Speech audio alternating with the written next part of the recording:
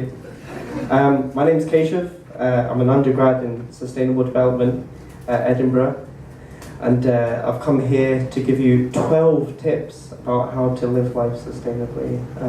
So I think I think we'll start with number one, because that's as good a place as any to start. So sustainable living tip number one, and it's called "We Don't Need No Education."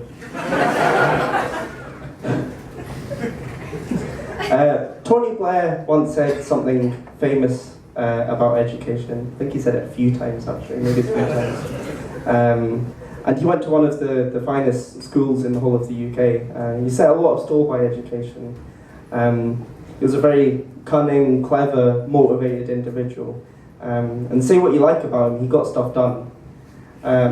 He was one of the most environmentally minded prime ministers that we've ever had, and he managed to hoodwink half the world into justifiably invading another country.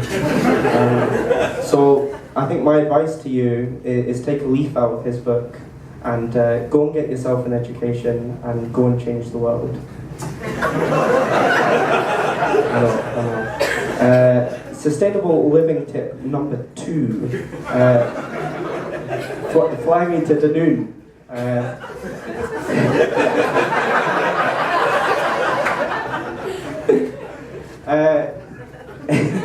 Aviation is the fast. Emissions from aviation are the fastest growing amongst any mode of transport, and transport accounts for 22% of the world's carbon emissions.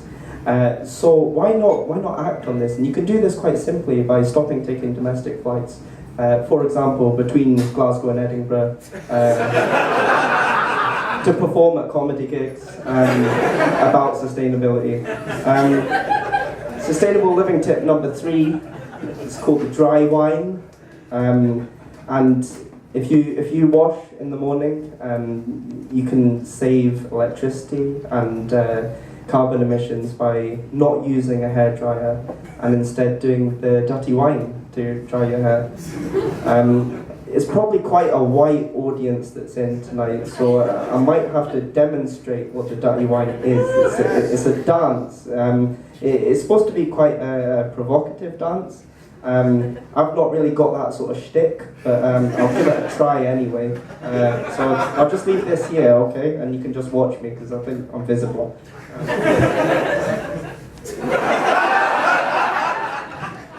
That was acrid, nervous sweat that I probably threw on you guys. So just enjoy yourselves with that. Maybe don't wash, you can save it for when I'm famous and that. Sustainable living tip number 4. Cows aren't the issue. So cows, genuinely, this is probably the only fact that I've got in the whole of this set actually. Cows emit 600 litres of methane a day. Methane is a very potent greenhouse gas. So yeah, cows aren't great, but Godzilla and King Kong emit 45,000 litres of methane an hour each, right? This is something that filmmakers have glossed over in recent documentaries about these two beasts.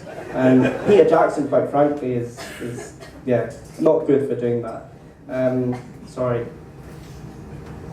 This isn't part of the act, by the way. Although someone did make a joke about emissions coming from my nose, so I thought that was quite funny, but I can't take any credit for that. Anyway, right, so what I was going to say is don't feel guilty about not being vegan, because guilt is as toxic as one of Godzilla's farts. Thanks. I would have said wow, but thank you. What number are we on? 5. Oh, thank you. Sustainable living tip number 5. Go vegan. Thanks for noticing that I was diametrically opposed to the last sustainable living tip, but thank you. So yes, go vegan. The problem with veganism, I think for a lot of people, is cheese, and people really struggle to give up cheese. And in particular, Parmesan has posed a big issue for people, and understandably so. It's great, but fear not, there is a solution afoot. quite literally. I should just end that there, because you don't really need to, you've just made the joke yourself, so it's alright. But yeah, it was going to go something along the lines of on a long, hot, sunny day in Edinburgh and Glasgow, all you need to do is peel back your socks, and it's really great on your pasta and your pizza. But yeah, you guys did the joke much better than I did, so yeah, well done, well done. Sustainable living tip, number 6, bartering. Now that money is made from plastic, and we've realised that capitalism and neoliberalism is somewhat problematic, why don't we revert back to bartering and exchange and sort of, you know, swapping services and jobs as forms of payment? I've tried this out, and I must say that blowjobs aren't a valid form of payment in many retailers. I found that out the hard way in Sainsbury's when they weren't willing to accept my snap, crackle and pop as payment. I should have said Cocoa Pop actually, because, you know, that would have been more. Yeah, thanks. Thanks. Yeah, because it's the size of a Cocoa Pop.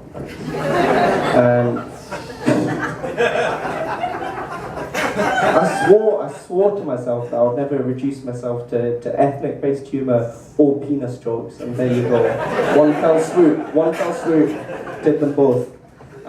Sustainable living tip, number 7, behind bars.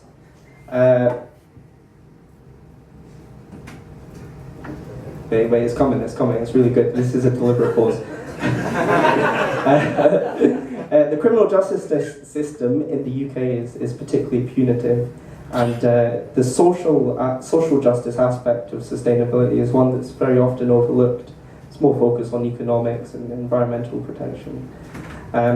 So why not try and truly reform people that have been through the criminal system and put those behind bars in pubs and clubs?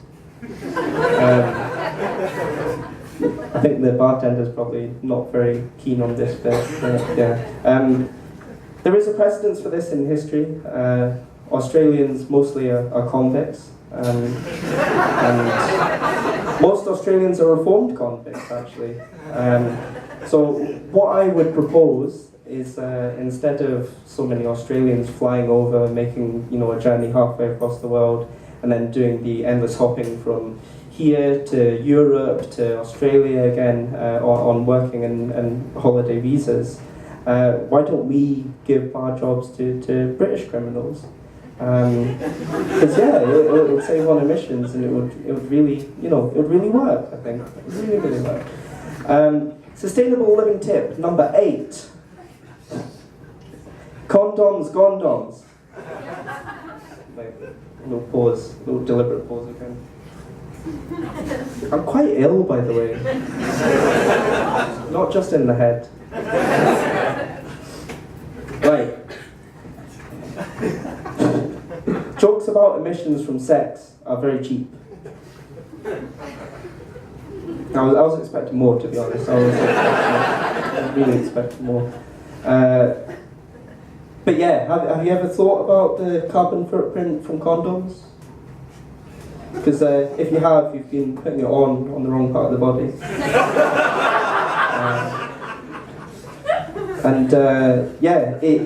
I think it's we need to look at alternative forms of contraception, and personally I found that looking like this has worked very well. Very, very well indeed. Thank you. Yes, so that was number 8. I'll give you my number after the show. Was it you, sir? No. Oh. Alright, God, no need to be like that. Right, sustainable living tip number 9. What's it called again? Oh yeah, that's the one. Is natural selection or unnatural selection. I can't really decide. You decide afterwards. So, Sir David Attenborough and Charles Darwin are 2 of the finest sexual predators that this country has ever seen.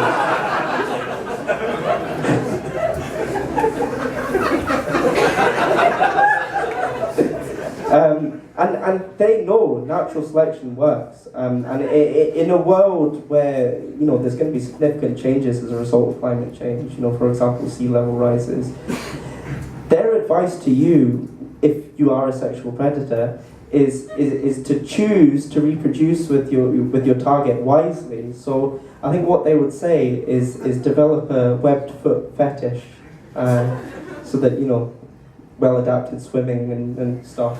No, didn't go. The first line was the best bit. I just like saying that sentence. Sustainable living tip number 9: go plastic free. So plastic is a very enduring substance, and it is possibly the worst thing that humanity can do for the planet, and it's a scourge on our reputation as animals. So what I say is renounce plastic immediately. Go into your back gardens, gather up all the plastic that you own, all the plastic around you, and burn it. It's the best thing. It's the best thing. Sustainable living tip number 10. Well, are we on 11 now? No, I think we're on 10. Sustainable living tip number 10 is fashion is still alive. The fashion industry is very problematic in terms of sustainability. There's so many issues arising from it, whether it's the water demand of cotton, or slave labour, or when you wash your clothes, the microplastics that come out and go into the water stream. So what I would, animal welfare as well is a big issue for it. So what I would recommend is start wearing live animals. And animals like crocodiles, tigers, leopards, foxes, snakes, they're all 100% organic. And you would get a pet out of it as well. And you'd only need to feed it once in your life. And it would be single use, but that's okay. That's okay. Sustainable living tip number 11 is don't always believe what you see, read, and hear. Climate change is a hoax. It is. It's a hoax. It's a hoax.